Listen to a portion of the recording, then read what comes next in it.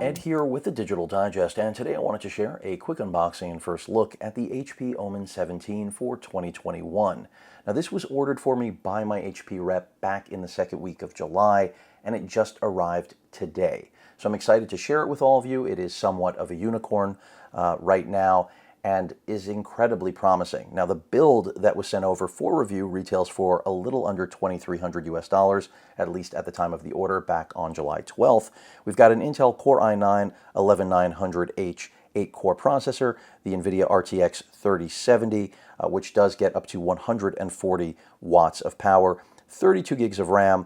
The 17.3-inch display that you're about to see is QHD, so that's 2560 by 1440 res, 165 hertz, 3 millisecond response time, no G-Sync incorporated here for those of you that are wondering, and a little under 400 nits of brightness to my understanding. I believe it is a matte finish.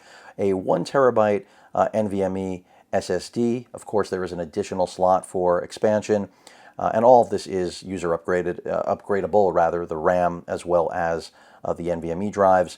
A 6-cell battery, 720p webcam, Wi-Fi 6, it's the AX201 chipset.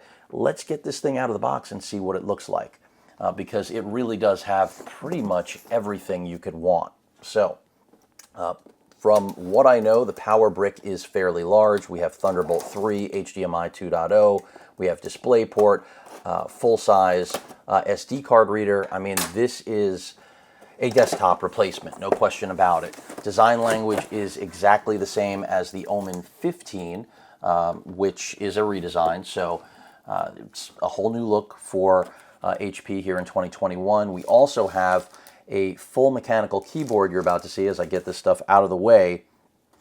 Let's take a look at that power brick first. 4-zone RGB backlighting on that keyboard, and mama, this is some power brick, let me tell you. I don't know that I've ever seen something this large, and I guess if you don't plan on taking it anywhere, then that's not an issue. And battery life should be interesting, because you know, I know that HP estimates like 8.5 hours. We know that's not a real amount of battery life. This is a monster. I've never seen a power brick quite like this before. 330 watts, so that explains the story. And I mean, if you want a CPU that gets nearly 100 watts, a GPU that gets 140, you know, it starts to make sense. I'm not saying the physical footprint, but of course having 330 watts of power. Let's move that out of the way. Let's take a look at the star of the show. I don't think there's anything else in this box. And the packaging is fine. You know, I don't really rate packaging, but when it's impressive, it's impressive. This is very similar to, if not identical to, what came with the Omen 15. But again, this machine is in another class. You know, if you want that additional power, if you want the larger display, then this is the way to go.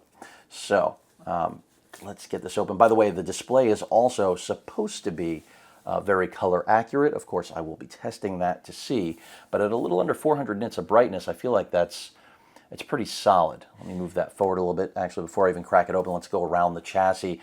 Again, design language pretty much the same as the Omen 15. So the first thing you can see right there, 2 USB-A ports, ventilation, more ventilation. This is going to be a lot of ventilation going on with a machine like this.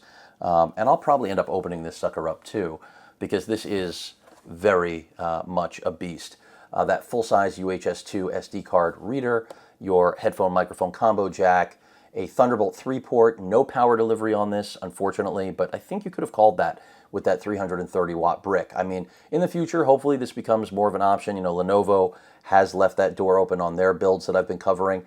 HDMI 2.0, DisplayPort, another Type A port, and then last but not least, Ethernet and the power adapter port. So, pretty nice machine. Again, looks just like the Omen 15, so if you're into that, you're going to be into this one. But let's see now. For those of you wondering about the single hand open, I don't think I'm going to have a problem, because the Omen 15, well, it does lift up there a little bit. The 720p webcam is there. Let's get this protector out of the way. And there we have the mechanical keyboard with optical switches. Matte finish, very little wobble. I mean, compared to the Victus, this is pretty much in line with the Omen 15, I would say. I mean, I had to induce it, you know? It's not something you're going to experience if you're using it normally, I would say. It's not going to move from just touching the machine. So, I mean, it's all a matter of your own tolerance. No numerical keypad on this, interestingly enough. The Victus, of course, has it, and the Victus is considerably smaller. It looks like the same size touchpad. You can see a little bit of branding here, the Omen 17 branding, Intel with Core i9, and of course NVIDIA RTX. Let's go ahead and see if this actually can power without being plugged in, but I have a feeling I'm going to have to plug this sucker in. Oh, I'm wrong. You can see the RGB backlight already coming up. That's for all of you who always say, it must be plugged in to power it up, Ed. Yeah, times are a-changing. The 4-zone RGB backlighting already looks pretty good to me. Obviously, for all of you, it's not going to be the exact same experience. I'd have to kill the house lights, which I could for a moment. Let's see what happens when I do that. Here we go. Now you can see that backlighting. And yeah, looks nice. You know, whether or not you're into it is another story altogether. But plenty of programmable keys. You've got your function keys. You have your Omen dedicated button. I do not see a physical privacy switch there. I'm looking to see if we've got one on the keyboard for the webcam. I don't see one, so I guess there isn't one. I'm Cortana, and I'm here to help. Speakers, which a little sign in here, sound good. I mean, really loud. Let's see if I can actually even... That wasn't even at 100%. Use your voice or the keyboard along the way. So and if you'd like me to stay quiet, at top level, I'm going to actually mute her altogether. So at the top end of the spectrum for the audio, it did get a little bit blown out, but that's kind of to be expected with any laptop these days. But build quality seems excellent. Again, if you've seen, touched the Omen 15, same experience. It's just a bigger machine. And in terms of power, it's obviously going to have a lot more to offer. Simply because of that 140-watt GPU, that Core i9. It's just a bit of a monster, this machine, isn't it? And as I said, it's a unicorn, and not just because it brings everything to the table I think a lot of people are looking for photo, video editing, and of course, gaming primarily. A little bit of a fingerprint magnet, I'm starting to see. You know, nothing was on my hands other than skin, and I'm leaving deposits. But again, the keyboard, HP tends to have my favorite. The only thing I'm really waiting for with these machines, and some of you are going to think I'm nuts, is touchscreen. I really want to see that brought to the gaming world. It's something that I'm spoiled with 2-in-1s, and of course my Asus G15 doesn't have that. This doesn't have it, but hopefully we'll see that eventually, if anyone's listening. And I mean, this is well built. I think it looks good. It doesn't scream gamer. You can obviously turn off the RGB.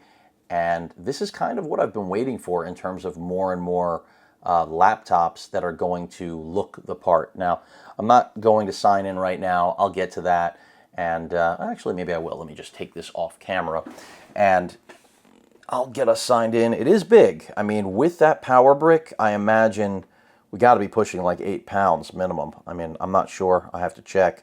But you know, if this is something that all of you are interested in, you can be sure I'm going to continue to crank out updates on this. Let me just see what other information, because I think this is obviously going to require a login to Microsoft. But yeah, this is a really nice machine. I'm digging what I see here. And of course, you will be getting an update on its overall performance. Again, this is almost too big for the studio. I mean, the angles will change, don't worry, but it's really nice. Again, I will start installing gaming, different games, some gaming tests. I will start installing my video editing software. I will start with benchmarking, and the update will probably come sooner than later because, again, the Omen 17 is just something that I know many of you have been looking out for, and the coverage is nearly nil. There are a few videos on YouTube, but not much. And that's just because availability on this, again, has been incredibly tight. But an exciting machine, to say the least. I'm going to get it going, and you'll know soon enough. And just one look, for those of you that are wondering, I'll bring the Victus, and I've got the Victus over here and the Omen 15, so you can at least get an idea of the scale. So I'm bringing them in.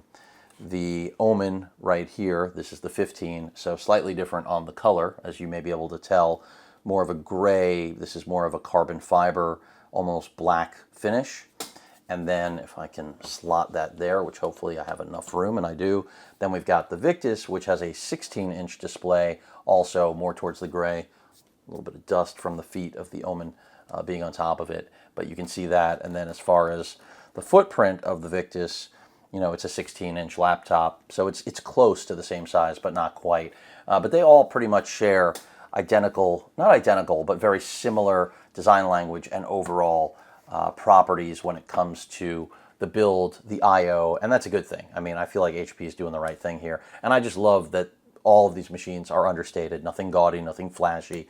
And then if you want to light up the 4-zone RGB, go for it. Either way, like this machine. I'll be back soon with some performance testing so that all of you know where this stands in the lineup, at least from HP and Lenovo in 2021 for gaming and content creation, especially since this display is supposed to be top-notch, just like all of the 16 and 17-inch QHD panels and the 1600p panels that have been coming out. Any questions or comments, please feel free to post them, hit that like button, and as usual, please feel free to subscribe, and please stay safe. Later.